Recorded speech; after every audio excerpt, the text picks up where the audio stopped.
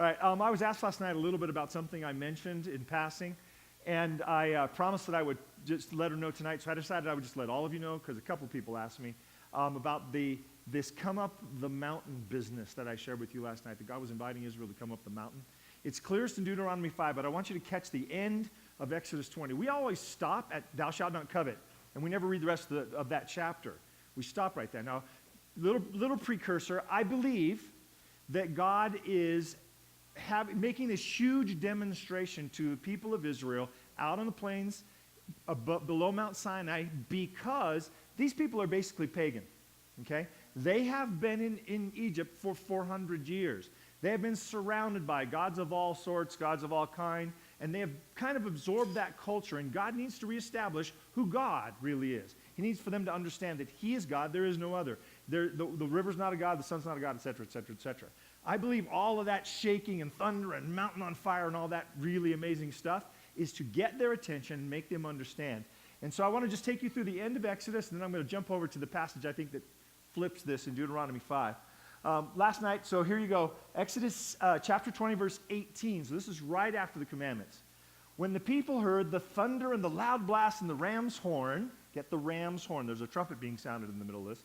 And when they saw the flashes of lightning and the smoke billowing from the mountain, they stood at a distance, trembling with fear. Okay? Now, it might make you do that, right? But remember, the fear of the Lord is the beginning of wisdom. The fear of the Lord is where it starts, once you get that straightened out. And they said to Moses, you speak to us, and we will listen. But do not let God speak directly to us, or we will die.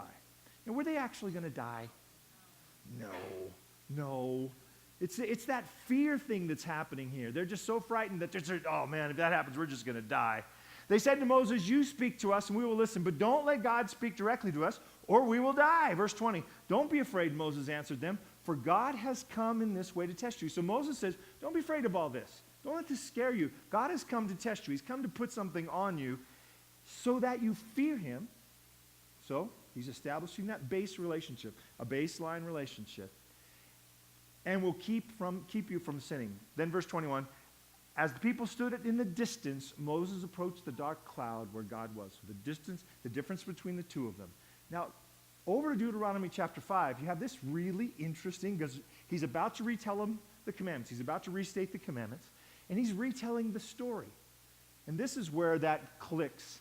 The Lord spoke to you face to face at the mountain from the midst of the fire, while I was standing between the Lord and you at that time, to declare to you the words of the Lord, for you were afraid because of the fire, and you did not go up the mountain.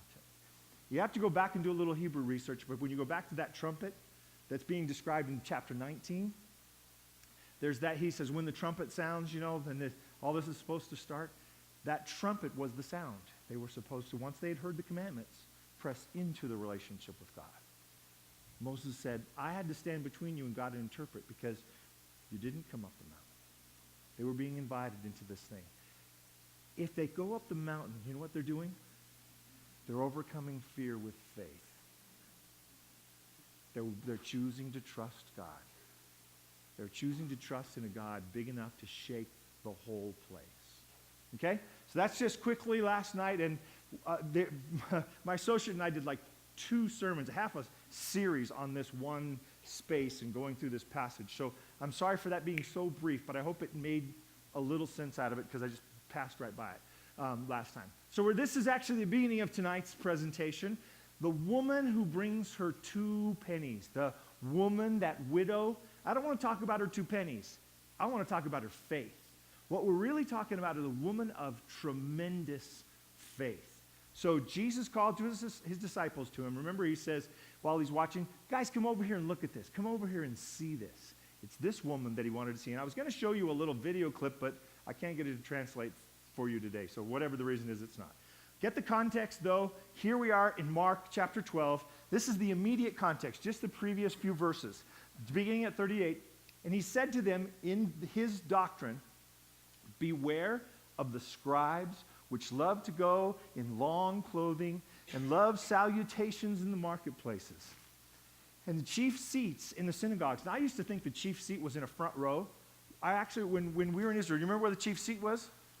The chief seat's actually in the back, right by the door. They have this little elevated throne-looking thing. And in a couple of the synagogues, it's still there. And it's like a little elevated throne, but it would be sitting right, if the doors are in the back in the middle. So it would be right next to the door, this little elevated seat where the guy would have to have kind of scooted up on it because there's no way your feet are going to touch. And so he would be sitting there sort of in this elevated seat while the people came in. That was the chief seat. It's like, I am the boss. Yes, I am. This is my seat. And he would be elevated. If anything happened, he'd see everything that was going on. But it was the best seat. I always thought it was the front row. It's actually the back seat. Now I know why everybody sits in the back of the church. It's the chief seats. It's not the cheap seats. It's the chief seats. Okay?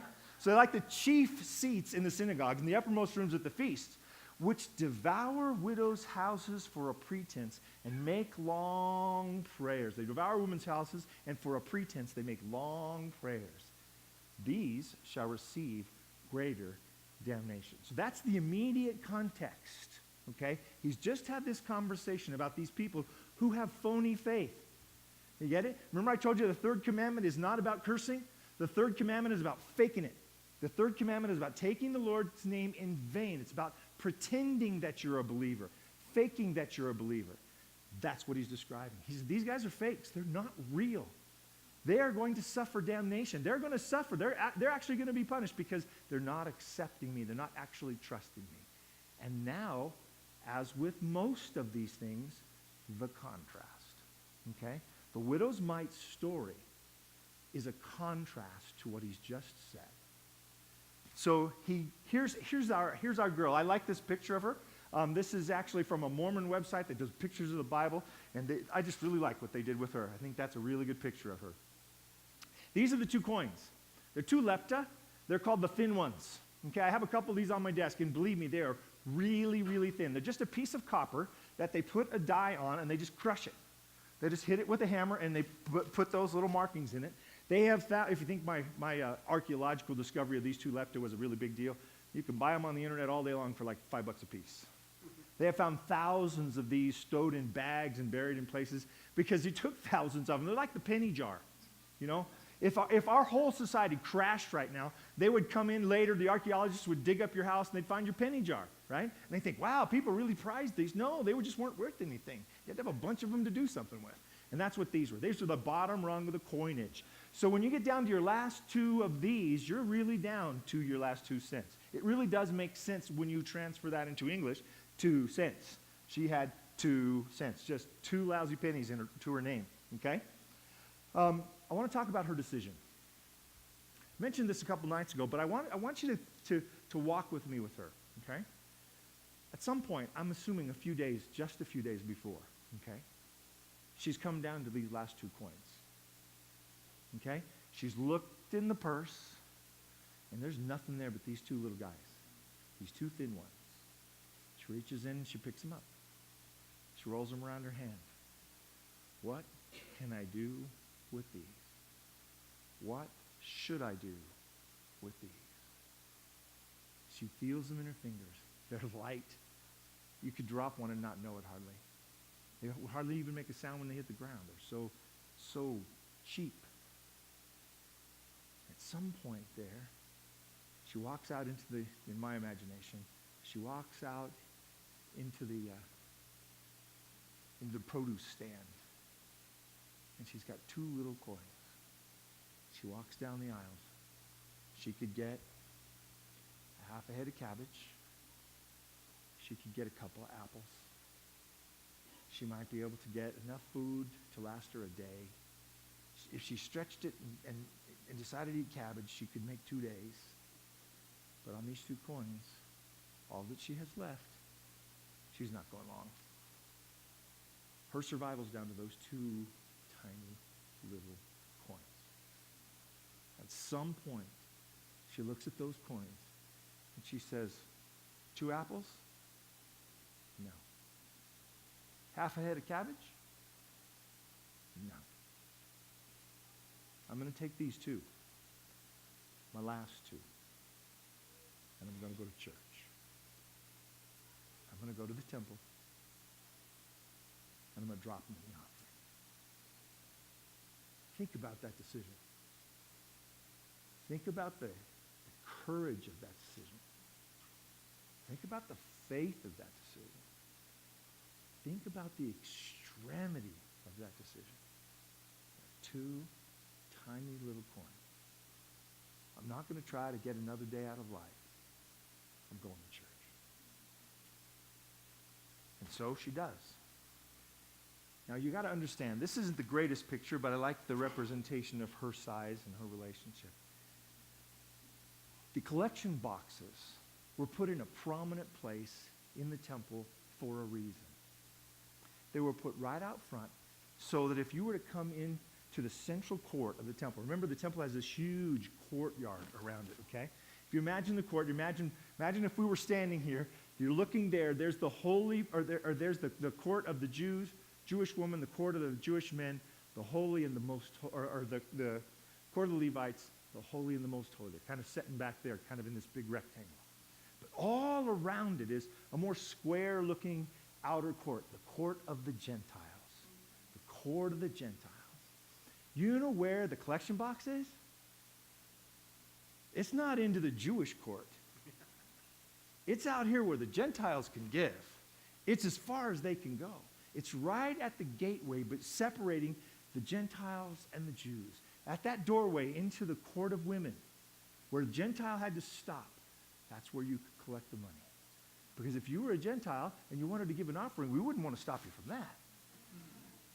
So right there in the courtyard, that main gathering place where Jewish men and women are traveling in and out of that inner court, where the Gentiles and the students and others are gathered around this huge courtyard up on Temple Mount, are these things they call the horns. These horn-shaped offering collection boxes. They're shaped like that so that you don't miss any money. Right? So it's easy to put your money in, and it kind of funnels down into the box below. Okay? And they're made of metal for a reason. So that your money makes some sounds when it goes in. And it became sort of a tradition among a certain class of people to break their larger pieces of money down into smaller coinage. Okay? So when you had a 20, you didn't come with a 20. You came with a whole stack of ones, or 50-cent pieces, or quarters, or nickels, or dimes. You know, you'd fill up a bag full of coins, and then you'd go over and you'd start putting them in a couple at a time. They'd make the noise like clink, clink, clink, clink, down into the clink, clink, clink, down in clink, clink, clink, and all the people would look at how much money was going in. Look at that person. Some people would come with an entourage. Seriously, they would come with an entourage to give your offering. You know when the offering plate goes by you, are you almost a little like slipping it in and passing it on? Most people, when I look at the offering being taken, preachers, watch, I see people kind of go, they just drop it in and pass it on. Nobody really goes, look at what I'm putting in, right? Nobody does that. They would blow a horn. They would bring servants carrying bags of money, and they would blow a horn so everybody would look.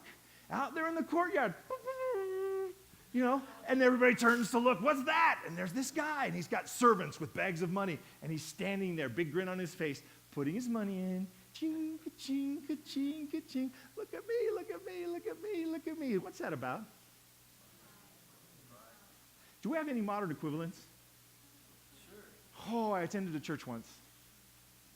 It's a long way from here. You don't know anybody that goes to it. And I sat down. I was sitting down right about over there.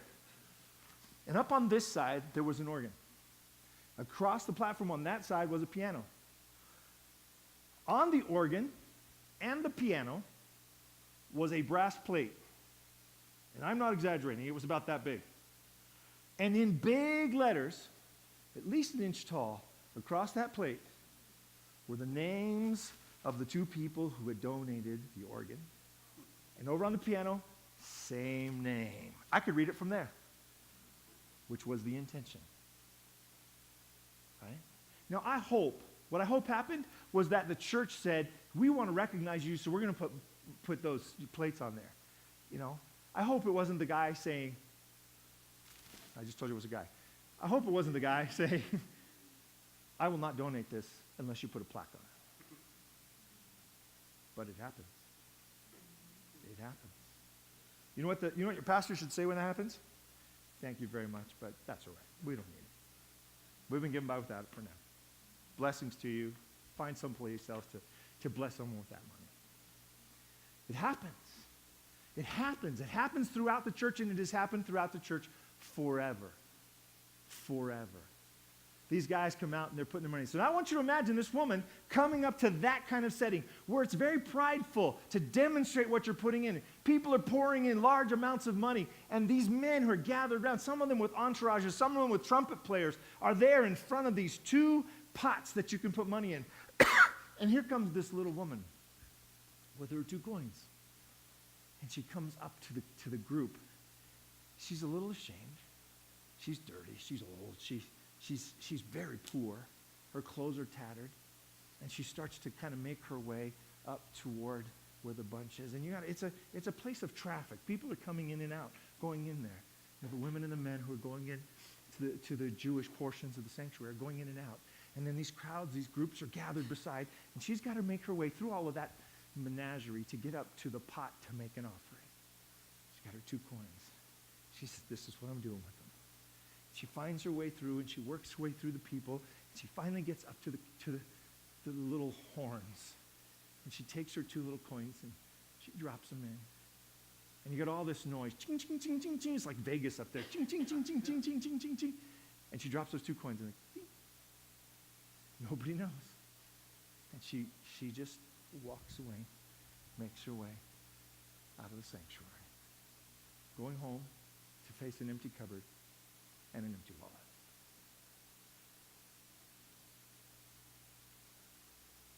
Jesus decided to sit down across from the offering box. This is a little intimidating to me. Would it be intimidating to you? It's intimidating to me to think that Jesus decides to sit down in the sanctuary and watch people give. He sits down opposite the offering box. So if you think about it, where Jesus would have been sitting, there's a big gate behind him, okay? There's a gate over there. There's a gate back there. There's a gate over there, and there's a Roman praetorium up there. You could wave at the soldiers. And he sits down probably along the wall and watches as people are giving. He watches. He's observing how the crowd toss money in for the collection. Isn't that interesting? Jesus is observing how they give. Not what they give, how they give. He's watching these people coming and going. He's watching the people with the horns. He's watching the people with the big buckets of money. And he notices her. He notices this little woman. Many of the rich were making large contributions, but one poor widow came up and put in 2 small coins, a measly 2 cents. Tink. And she makes her way. Amid all this noise, amid all this hubbub, tink. No, she does. Puts her head down, shoulders drawn in. She doesn't want to be noticed. That's kind of embarrassing to just give these 2 little coins. Tink.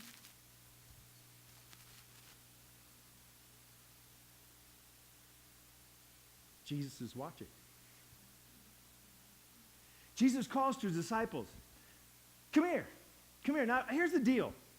The disciples go where Jesus is, right? So they're probably looking too. And they see the rich guys come in. They're pouring their money in. They're who gets distracted? Somebody's watching the butterflies. Somebody's looking at the gate, checking out other people who are coming in. Some people are paying attention. Peter's having a conversation with somebody he doesn't know. Stuff is going on, and they're just kind of busy. And Jesus is fascinated by what's happening over there. And he says, hey, guys, come here. You have to see this. Now, when Jesus calls them to look at something, it's usually kind of an important thing. So he says, come here, you have to see this. Come on. So they come over to Jesus to see what Jesus is so enamored with. And they come over here, and he goes, do you see that? The disciples are looking. Yeah, people are putting their money in. It's cool. It's great. Look at all that, man. That guy's got like bags of money. Isn't that crazy? No, not that guy. Not that guy. Look at the other person. Well, the other guy, he's got almost as much, it looks like. And there's a bunch of them over there. Who are you talking about? Which guy are you talking about? I'm not talking about any of those guys. Look inside those guys. Look at the one trying to get away. Look at that one trying to get away. See her? You mean the old woman? Yeah, the old woman. Did you see her? Big smile on Jesus' face. You see her? You see what's happening?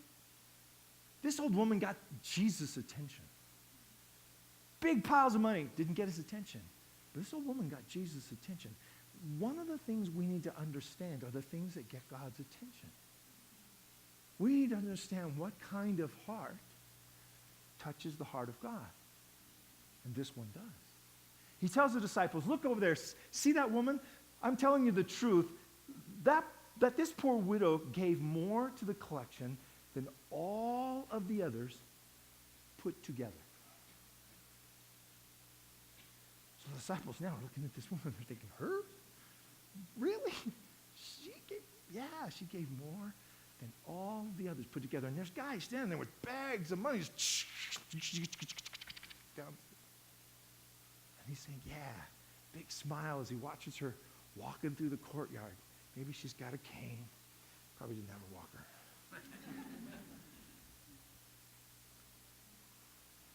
He says, all the others gave what they'll never miss. You ever feel like that? Sometimes I write my check to the church. Actually, I don't do that. I type my check to the church into my computer. And it goes away. Sent by my bank. I never see it. Goes to the church. I know it goes to the church because they get a receipt. But it doesn't hurt. I don't really miss it. You know, I suppose I would like to have it if I could keep it. I'd figure out something to do with it. I usually can figure out what to do with all the money I have in my pocket. But it never really feels like it tugs on me, never, like it costs me something. You know, I just adjust to it. And with the blessings of God, it seems to me I end up with more than if I hadn't given anyone. It's amazing. He says, this poor woman has given more than all of them put together. She's given all that she had. Now, I want you to think about the woman for a sec. She's been around. She lives in Jerusalem. What does she know about church? Does she know that you can buy the priesthood? You want to be high priest? If you can kick in enough money, you can buy the priesthood. Do you think she knows that? Has she seen the money changers robbing from people who are coming? Oh, your coinage, well, that's Roman coinage. You can't use that here. You got to have ours. Do you think she's seen them exchanging a lower value for a greater? Think she knows what's going on in church? I think she probably does. What are her obstacles? I think she didn't have much to give. Is that an obstacle? Yeah, it is. She's got 2 lousy coins. Even if she gave a 50% offering, she's got 1 lousy coin left, right? So the huge obstacle to her giving is that she just doesn't have much. She doesn't have much. You know what's great about this? I can preach a stewardship sermon and not worry about it because I'm not your pastor.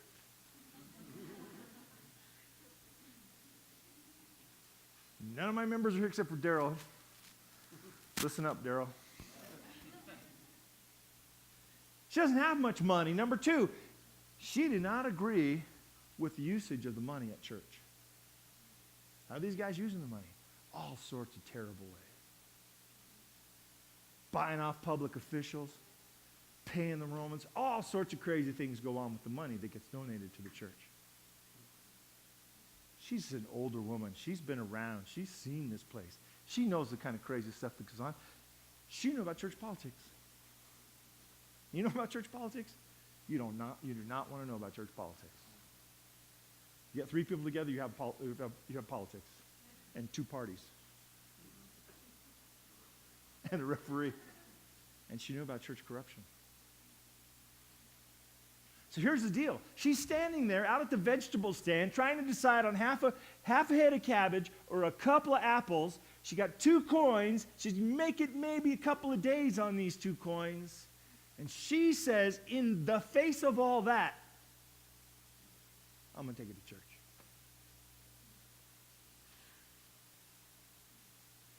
Do you know what got Jesus' attention?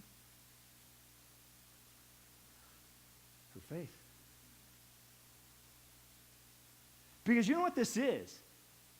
This is, I got 2 coins, God. I can buy a couple apples and make it through today, maybe tomorrow. But that's it. So I'm taking my 2 coins to church. I know what the priesthood is like. I know what those guys are doing. I know how corrupt it is. I know how crazy it is. I'm still going. I'm putting them in the offering. I'm trusting you to make them go where they go. And after that, it's on you. What happens to me after tomorrow, it's up to you. I will choose to trust you for the next day and the next day and the next day, because these 2 coins, they maybe are one day for me. You are the covering of the rest of my life.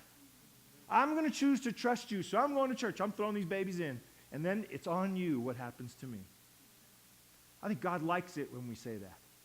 I think God likes it when we step up to the edge of something and we say, Lord, I'm going to jump off this cliff because I believe that's what you want me to do. I'm going to take this big step. I'm going to challenge myself to follow you where I believe you're leading me to go. And what happens after that, on you. It's on you. I trust you. I believe in you. I accept that you are the God of the universe. And that 2 lousy coins, you can make those go a long way. And if I don't have them, you can still take care of me. This is not an offering. This is a huge act of faith. You know what grabs Jesus' attention so much that he gathers the disciples, pulls them over to him and says, you guys have to see this. Something big is going on in the temple today. You guys have got to watch. Look at that little old woman over there. Isn't she amazing? She is so cool. You guys have to see what she's doing. You get it? You get it? You don't get it? Oh, man. Everybody else is giving out of their excess. They got plenty. That woman has given her last 2 coins, and then she's looking up to my Father, and she's saying, up to you now.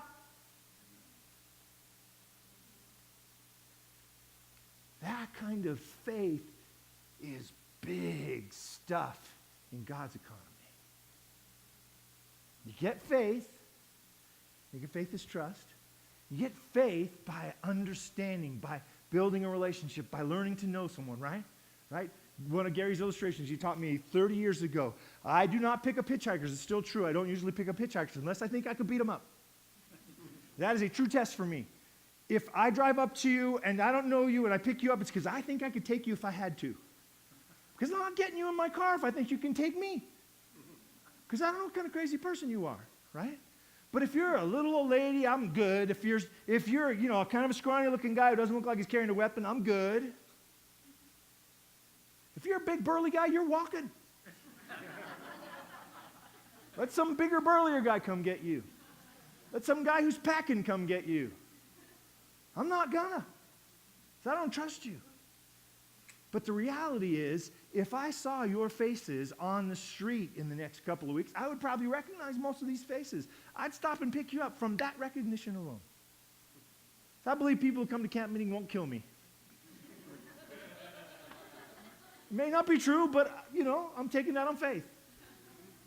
I don't need a big relationship to cross that boundary with you, right?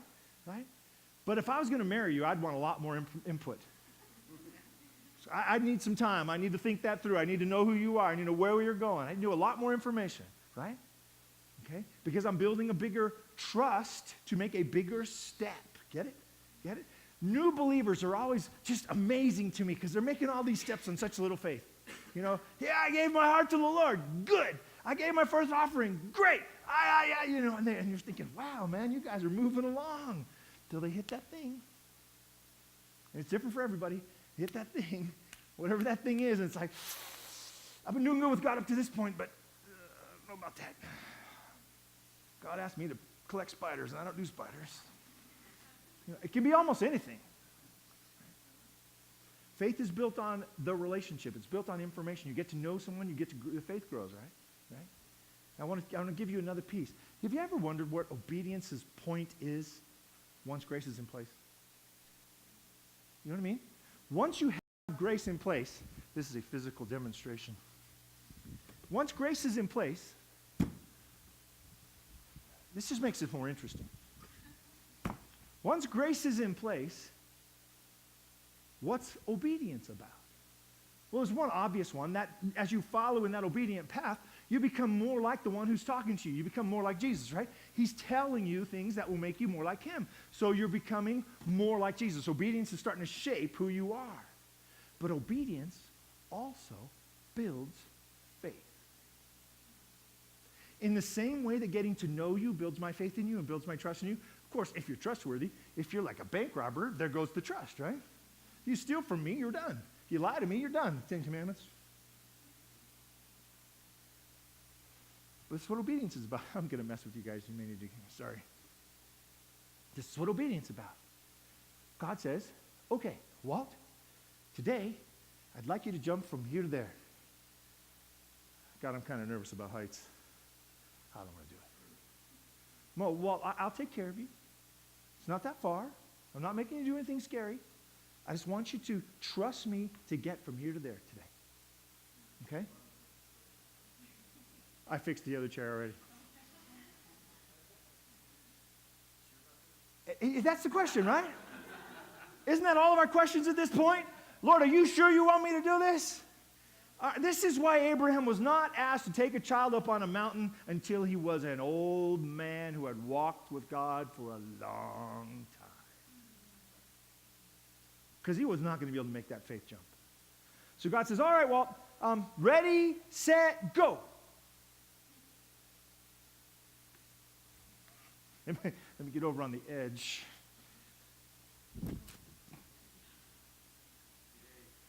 Yeah, I should get applause or something. Now, once you made the jump once, is it harder or easier to make it the next time? So God says, hey, Walt, you remember that jump you made yesterday? I'd like you to do that again. Okay, Lord. Doesn't it work like that for your faith? Obedience, once grace is in place, is a demonstration of your faith. It's a way to measure your faith, and it's a means to greater faith. So obedience is a means to and a measure of faith. You got it? You got it? So obedience is not lost on a person who has accepted the grace and covering of Jesus Christ. Obedience is a weapon, a tool for strengthening your faith, for strengthening who you are, for teaching you to trust God, for teaching you to put yourself out there where God alone is going to catch you, to take your 2 coins at the end of your life. She's not probably doing this when she's 30 and has 3 kids at home. Right? She's telling her husband, go get another job. Kids are hungry and got these 2 lousy coins. We need food. Go find something to do. Go glean in a field somewhere. I don't know what you're going to have to do, but we need food. Right? But when she's an older woman and she's all by herself and she's just got Jesus, that's all she's got left. The kids have moved on. Her husband has passed away. And it's just her and Jesus. That's all. Now when she gets down to these 2 last coins, she's rolling them around in her hand and she goes, apples or Jesus? Not a problem. Jesus. Hey, Lord, I put the last 2 coins in the box. You saw me. It's on you now. I wish that this story had an ending. Don't you? Don't you wish that the story had, and Peter grabbed Judas around the neck and wrested the coins from him and ran after the woman and gave them all to her? You know, don't you wish it had that ending where you knew what happened to this woman? Jesus doesn't tell us. He just tells us this is one of the greatest acts of faith that's going on in the temple that day. It's not the guy who walked in with his sacrifice and said, cut the lamb, we're doing this today. It's not the people who are sitting there listening to Gamaliel teach the great truths of Israel. It's not even Jesus and his disciples sitting there watching. The greatest act of faith in that moment in the temple is a poor old woman with 2 lousy pennies to her name. You see, it doesn't have to be a great event that expresses great faith. It's just the decision to really believe that God's got your back. Because back in the garden, thousands of years before, a man and a woman were faced with a decision. Will we trust God and what he said about this tree, or will we trust this snake? And they bought the story of the snake. And they put a question in their heart about the character of God. And from that day to the last day, he has been calling us to recognize that when we're down to our last 2 pennies, we really don't have any wallet to trust in. It's just time to trust in God. One of the problems in the first world is our wallets. One of the biggest obstacles to our faith is our wallets. I'm not telling you to go dump your wallet out. And, Jesus only told one person, sell all that you have and give it to the poor. You realize that, right? If that is not a standard, or you've been telling a whole bunch of people that. But it was for that guy. That was I'd like you to jump from this chair to that chair. And the guy went, that's a long way, Lord. I think I'll think about that. And he walked off. I don't know where God is with you, what he's challenged you to do. I don't know if he's asking you to become a missionary to Guyana. I don't know. Or if he's just saying, hey, show up at church next week. It's always custom made to where you are that day. Every single one of us is being asked by God to trust him on something right now. I don't know what it is, what you're thinking about, what keeps you up at night, what you pray about. I know that right now my church is making a huge decision. I'd appreciate your prayers of it. Huge decision. And the building committee who's making that decision met last night without me. I was here with you. They were at home making the decision at the same time. There's a question. It's $1.5 million question. I don't know if $1.5 million keeps you awake. Keeps me awake. Because I don't know how long it takes a church to pay $1.5 million back. That's what worries me. And so I'm on the chair, and God is saying, hey, Walt, $1.5 million doesn't scare me.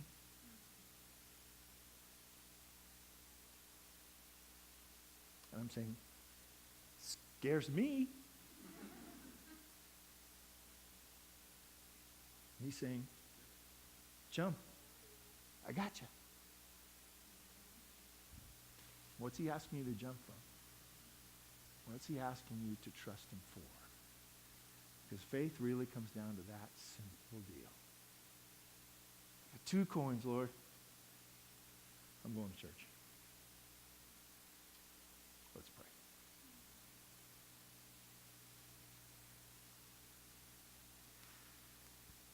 Father God, thank you for this woman, this unnamed, unheralded woman who disappeared into a crowd.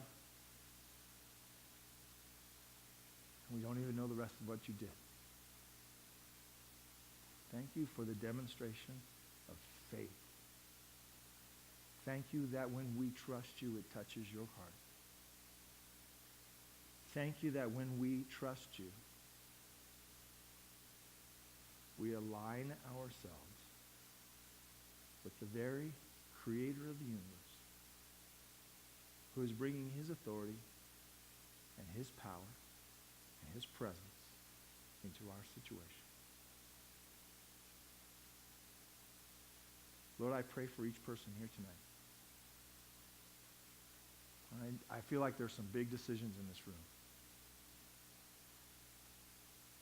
Lord, I ask that you would draw very, very close to each one. I ask that you would help each to understand how you have led them in the days and weeks and months and years of the past, so that they could get to this point tonight. And that you will take that seed of faith that they have, and that you will blossom them to the faith they need to make the next step. Lord, I pray for the financial situations that people are worried about. I pray for the marital situations that people are worried about. I pray for the children who are on people's hearts tonight.